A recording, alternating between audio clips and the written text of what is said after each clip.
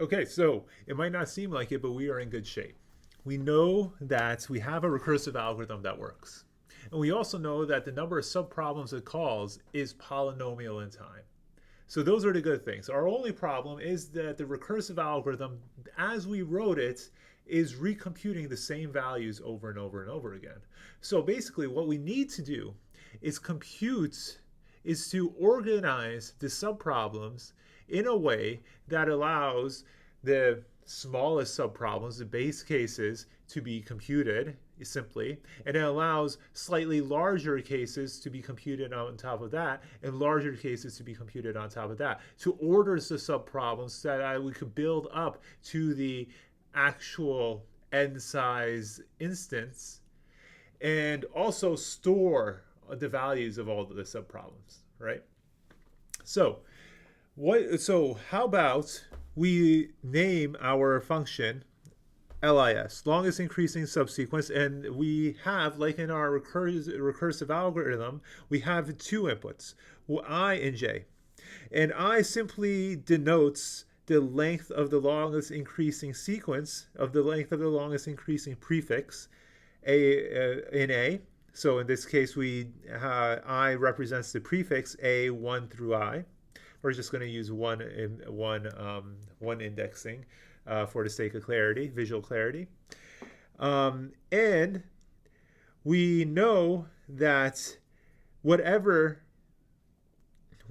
values that we choose to add to the quote-unquote subsequence have to be smaller than one of the previous values that we might have added to the subsequence, i.e. one of the previous values in A, i.e. one of the values A I plus 1 to n. Okay? And any of these values is equal to x, or in this case we write it as a of j. So a of j is simply the index of one of the a values in the suffix. Does that make sense? It's a of j simply denotes x, that limiter, that value that we might have added to this subsequence already. But if we did add that value to the subsequence, then we can't add any more elements that are smaller, that are larger than that value. Okay, makes sense? So let's talk about the recurrence. So we have this function, and we know our base case. Our base case is if there's no prefix, if there are no more elements in A, well, then we can't add any more elements to the subsequence, right? So regardless of what J is, if there are no elements in A, then we'll just say that the longest increasing subsequence of an array in the prefix, of the array prefix that has no elements is 0, which makes sense, right? Now, we have to formalize our recursive relation. First, we need to say, what about the case where a of I is not in the LIS? Okay, so if a of I is not in the longest increasing subsequence, then what do? We just get rid of it. We call LIS on the prefix. Okay? We just get rid of the last element. Fairly simple. And we must do this if AI is larger than this limiter, right? If the last element of the prefix of the prefix is larger than some other element that we've already added to the subsequence, then we can't add this last element of the prefix to the subsequence, right? Conversely, we could still choose not to add this element of the subsequence. So let's say that the last element AI is less than whatever the limit is currently. So if it is, we could either do the same thing, not add this element to the subsequence, or we can add this element to the subsequence. In which case, if we add this element, the last element, to the longest increasing subsequence, then Then we pass in the prefix, makes sense. And we assign a new index, a new value to j. This new index represents a of I, which is now x, that limit. Okay? And then if we go through all of this, then the output would be the full array, right? We pass it, the output would be whatever value when we pass in the full array, plus whatever value when the limit isn't one of the values in A. When the limit is actually infinity. Okay, so same thing as we did in backtracking. We added in this little thing. We added in a of n plus 1 is equal to infinity, because when we did the backtracking approach, we started x off at infinity.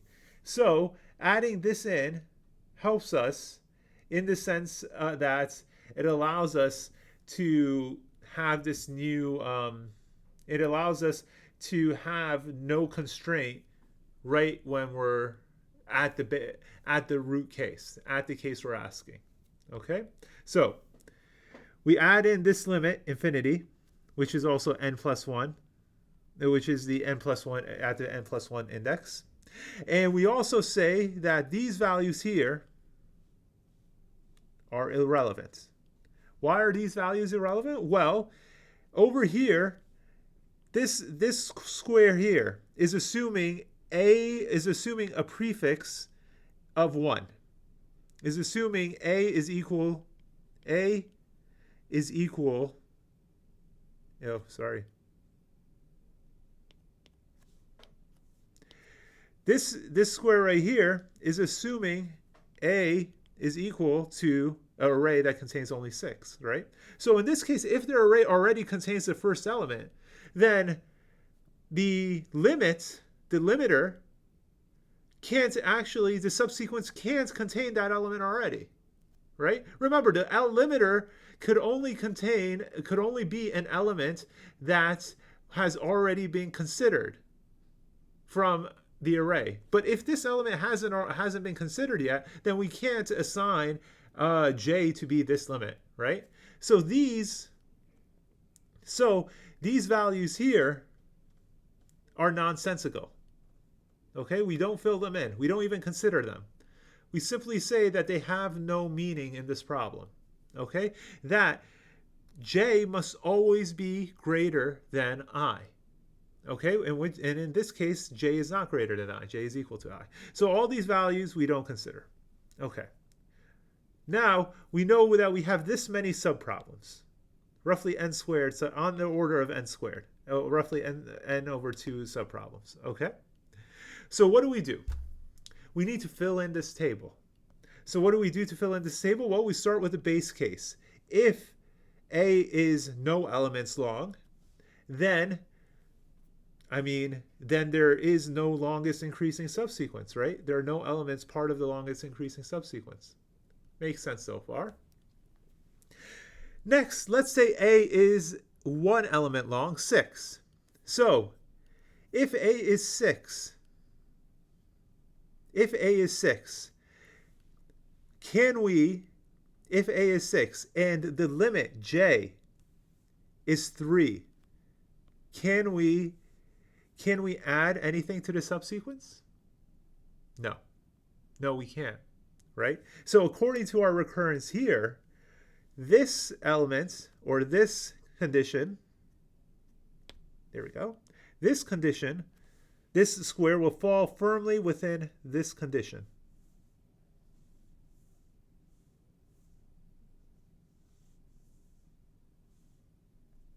Okay? How about a condition where we could add the element or not? Let's say the limiter is actually 7. Okay? What would we do here? Well, over here, let me choose a new highlighter. There we go. This condition, we fall into this condition. Okay, and in this case, we could do one of two things. We could either not add this element to the subsequence, in which case we go here, we do here, or we could add this element to the subsequence, in which case we calculate this. In other words, to get less physical, we either take this value, or we take the max of either this value, or we take the max of either this value or 1 plus this value. That's what our recurrence says, okay? And the max of 1 plus this value or this value is 1. Okay, either 1, the max of 1, or 0 is 1. So we fill in 1 here. And we do that for the rest of the values also, for the rest of the table. Next, we go on and do the same thing. For this right here, this square, we have the prefix 6, 3. Okay? So if the limiter is 5, then the longest increasing subsequence for the array 6, 3, when the limit is 5, is 1, right? 1 element long. And this is due to falling, and this is calculated by this condition here.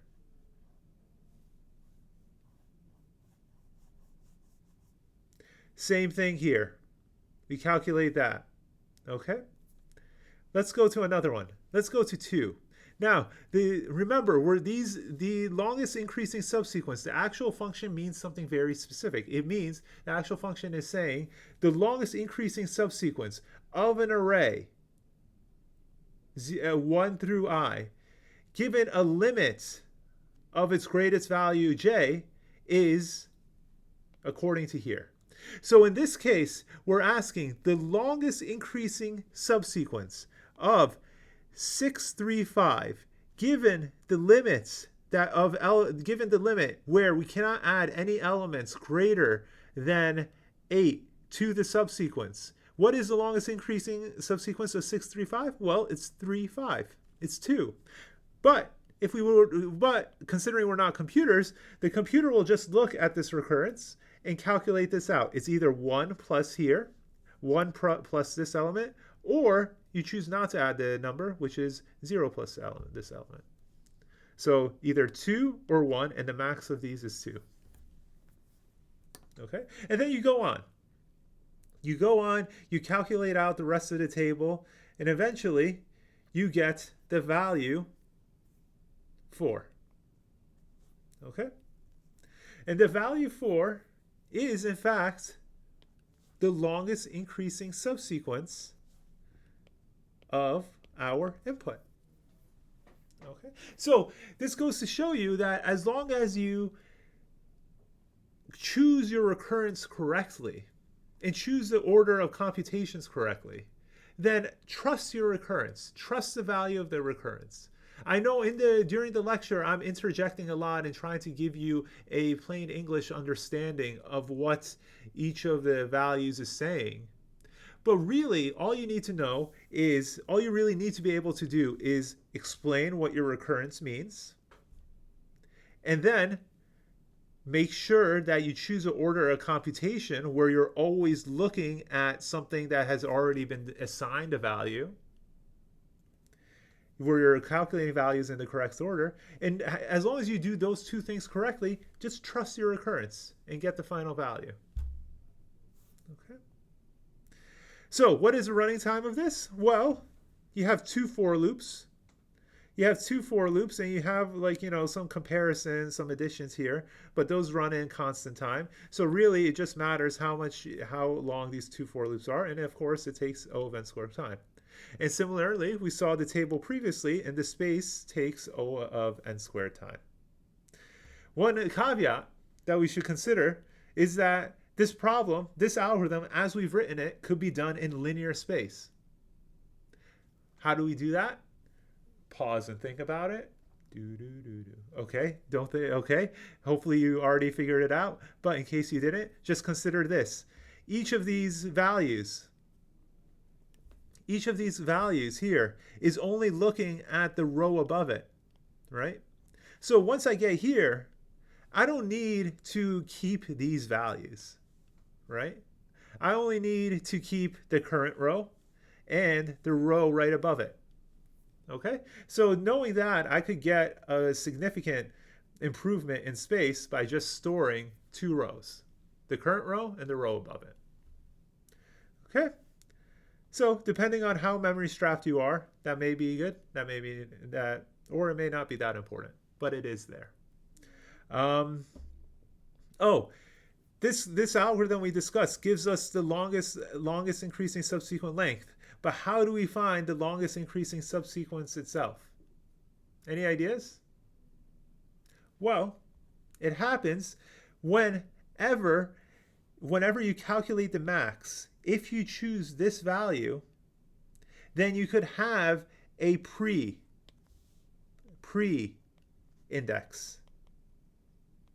And this pre-index will just keep, will just stay here and show you what, if you choose this value, it'll change the pre-index to to I minus 1. I minus 1. Okay, whenever you go there, you just say pre-index equals I minus 1. Or here, pre-index, oh, not I minus 1, I, sorry. I, or pre-index j. Okay, so from this pre-index, you could go from the final value and trace your path, your computation path, and know when you took this step. Whenever you took this step, that means that you chose this value. So for instance, in the table's computation path, you know that you took this step and went to 8, then 7, then you stayed the same at 7, then you took this step and you went to 5, then you took this step, you went to 3, then you stayed at 3. Okay, so you got the longest increasing subsequence. 3, 5, 7, 8. Okay.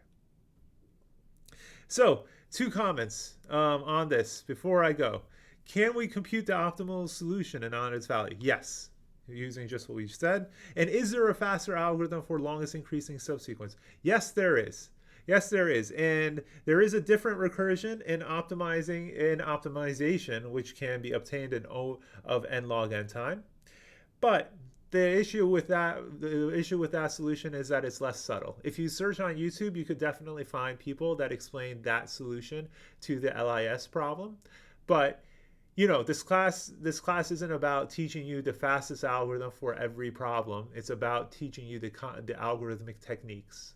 And the solution, the n log n solution, is much more subtle. Because it's much more subtle and complex, it's not really a good teaching tool. So because I'm trying to teach you guys what dynamic programming is, that's why we learned the n squared solution. Okay. Okay. Okay. So this is almost the end of the lecture. I'm going to have some concluding remarks, and I will see you in a moment.